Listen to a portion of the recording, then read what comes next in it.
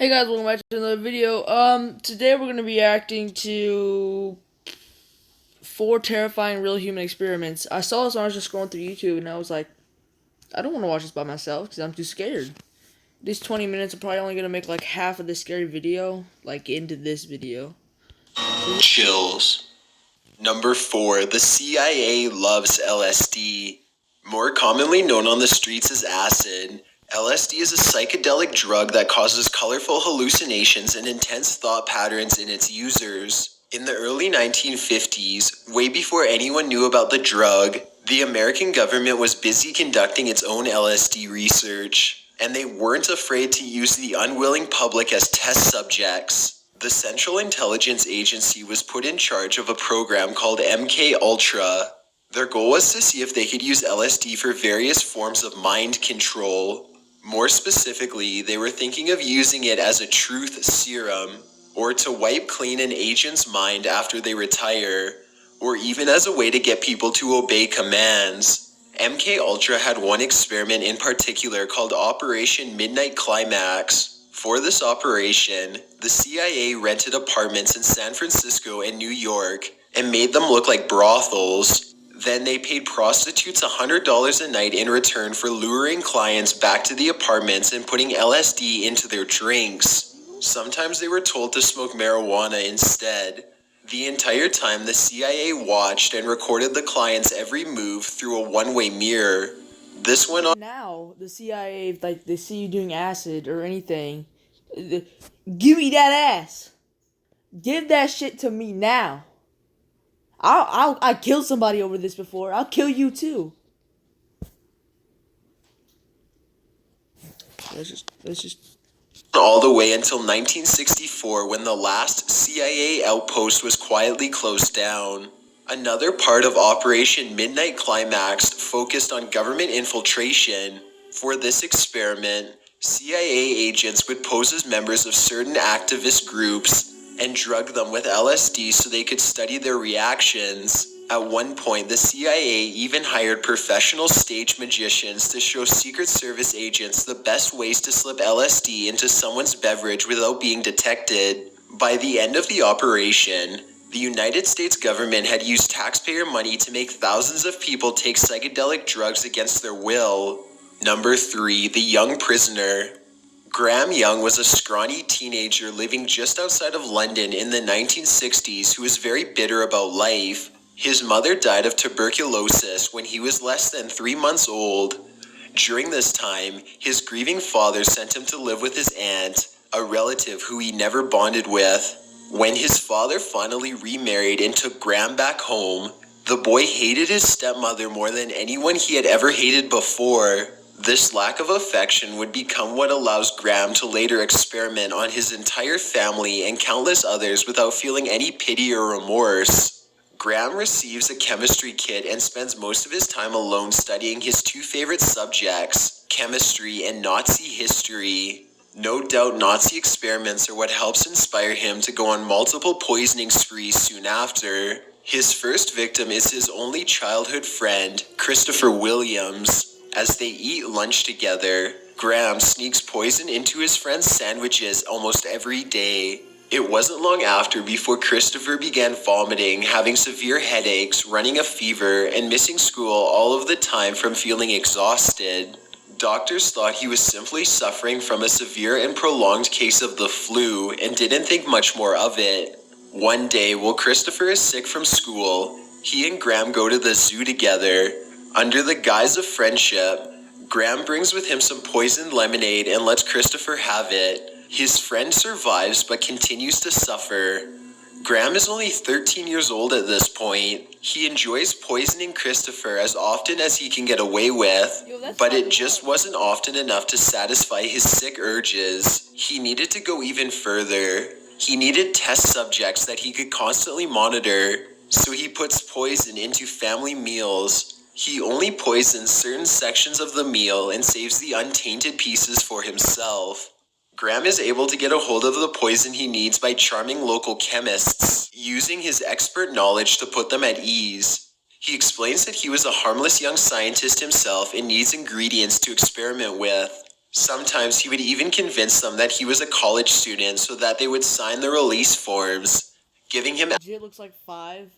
Says he's in college. Gives him that. Like, what is that? Crystal meth? Diamonds? Minecraft? access to a steady supply of poison. The poison Graham was using was called antimony, and it was used in the 60s to make batteries and other common products. It can be used in powder form to easily poison someone. At first, it causes fever, vomiting, and other symptoms resembling the flu. Over time, through repeated exposures, it causes hair loss and kills the nerve endings. As they slowly suffer, Graham's victims often experience numbness that starts in the fingers and progresses into hot shooting pains throughout the body. Looks like a diamond. I'm not even gonna cap though. As you can probably already tell, Graham has a twisted yet scientific mind. He keeps detailed logs the entire time as his family becomes sicker and sicker around him. Each entry contains the dosage of the... That's what's scary, dude. Like, sometimes I'll go to a restaurant and I'll be, like, paranoid. I'll be like, yo, what if one of the chefs is, like, really evil? And try to put, like, some type of, like, fucking poison in my food. Or, like, maybe there was, like, some type of, like they didn't, like, wash the bowl all the way. And then, like, there's something stuck in there and it'll get, like, really fucking sick. Dude, that shit's scary. poison and its effect. For example, if his mother starts to vomit, he would write how many grams it took to cause that reaction. His family eventually realizes they are being poisoned, but they did not suspect it was intentional. Instead, they believe Graham had accidentally contaminated some of their kitchen utensils by using them for his chemistry experiments, and that was why they were all becoming so violently ill. Graham especially targets his stepmother, Molly, who he had hated since childhood. Over the course of a year, he gives her small doses to torture her stomach and takes enormous pleasure in her suffering. In April 1962, Graham's father discovers his wife rolling around in pain in the garden. From the window, Graham watches the scene unfold. His father looks up and the two lock eyes. He notices his son seems to have absolutely no emotion. At the hospital, doctors could not understand Molly's symptoms. She says she wants to Wait. What year was this? I feel like this is back in the 1940s in, like, the UK or some shit. I don't know why. go home and cook dinner. Hours later, she is dead. Graham could stop there, but his compulsions did not let him. He tortures his grief-stricken family even further with more poison, keeping detailed logs of his human experiments all the while. His father and sister both would eventually have permanent liver damage from his cruelty.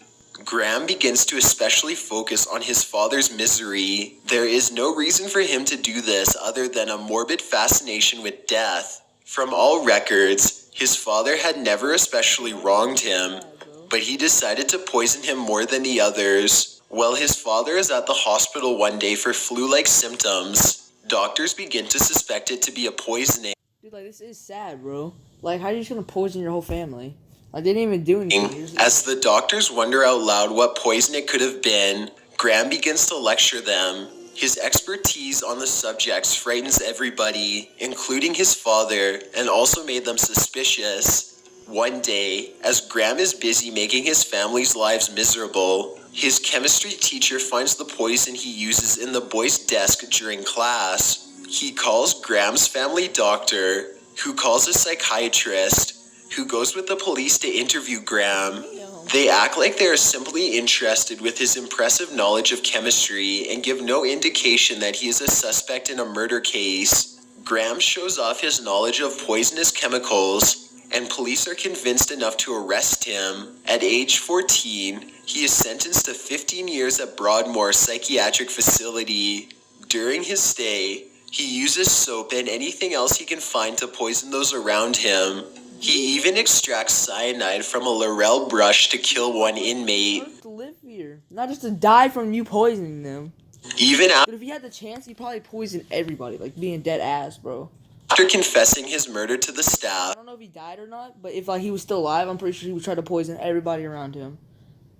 Population would go down. they do not believe him and list it as a suicide. Being a clever young man, he is eventually able to Is that him? He looks nice. He looks really nice. Why would he poison anybody? Convince the staff that he is rehabilitated and is released very early at the age of 23. As a free citizen, Graham decides to continue experimenting on people with poisons. Thallium is his new chemical element of choice. This is a heavy metal that was used in the photography industry back then to manufacture camera lenses. Before that, it was a type of rat poison. Thallium is odorless, colorless, tasteless, and easily dissolves in water. The perfect poison. Using a glowing reference from Broadmoor, Graham finds a job at one of the only 2 factories in the entire country that stocks the poison he needs. Shortly after starting work, at least 10 of his peers begin to suddenly suffer from a mystery illness. The ones closest to him seem to get the sickest. Bob Eagle seems to be his favorite target. The poor associate has stomach pains and numbness throughout his body and hallucinates for 2 months. When he goes to the hospital, doctors can't figure it out. He describes his ailments to Graham the entire time, who pretends to be his friend while dutifully taking notes in his journal. When Bob dies, Graham convinces his widow to cremate the body to hide all of the evidence. Fred Biggs becomes the next co-worker to be targeted the most. He dies the same way shortly after. At this point, there have been 2 deaths and all of the workers are quite alarmed. A doctor investigates the workplace and concludes that it was a flu virus that claimed their lives. But when Graham begins asking the doctor too many questions, he arouses suspicion from his co-workers. He actually mentions the possibility of thallium poisoning. His co-workers contact the police and criminal investigators start looking into his past. When they find out about his history of poisoning, they raid his house for evidence. There, among Nazi paraphernalia, is the poison and the scientific journal. Just like before with his family, it lists all of Graham's co-workers, their dosages, and the effects. For these crimes, Graham was sentenced to life in prison. During the proceedings, he never apologized and said that he felt only emptiness. If anything, however, he desperately wanted to be remembered. A note that he passed to a courtroom journalist asked to make him famous for his crimes. He died in 1990 at the age of 42. Many believe that he poisoned himself for one last hurrah. It didn't matter who his victims were, whether it was family, workmates, school friends, they were just guinea pigs to him. He was very dark, somewhat glum. Number 2, the scientific sadist.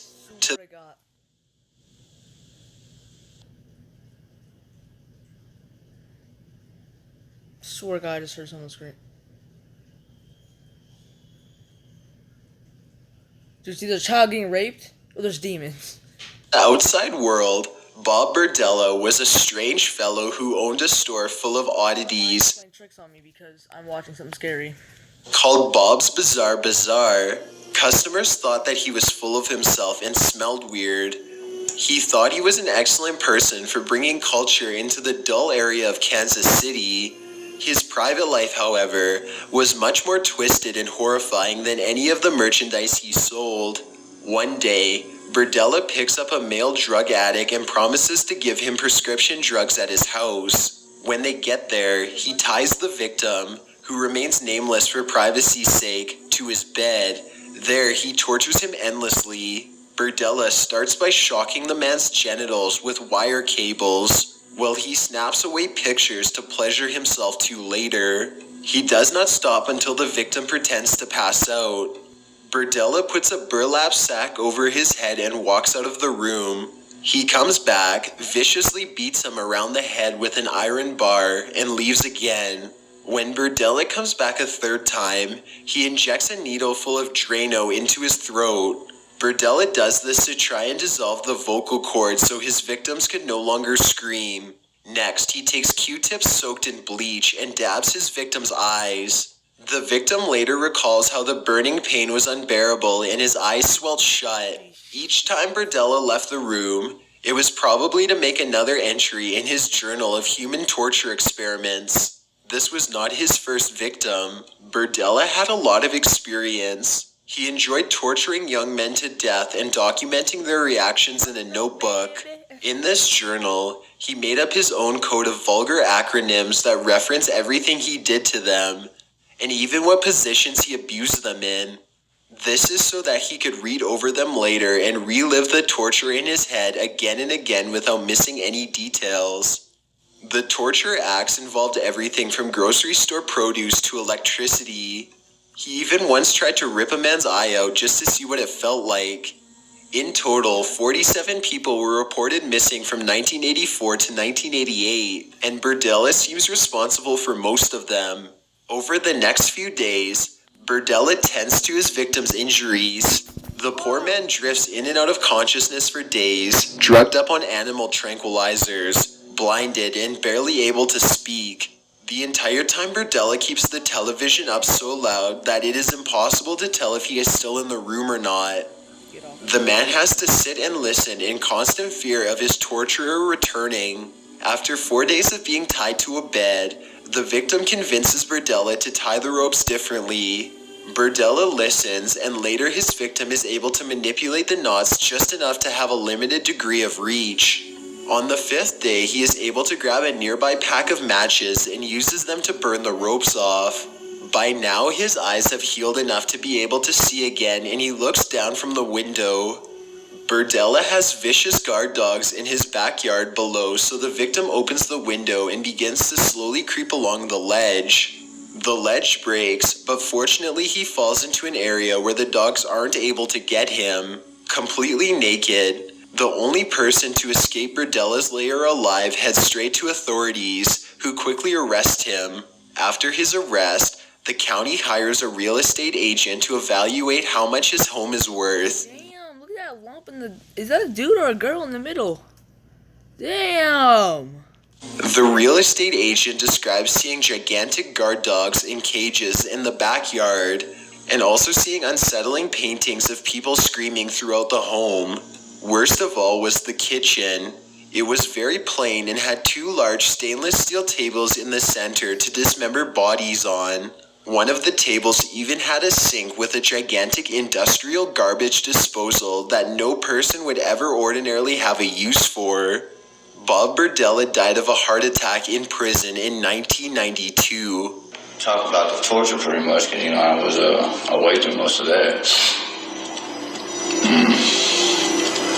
At this one time when he hooked these cables up to my... Number 1, Japan's human... Okay, that's the video, guys. We're probably gonna do another scary video. Or just reacting to something dumb. And just burning people. Not actually, but like just roasting them, I guess. But, yeah, I'll see you guys in the next video. Goodbye.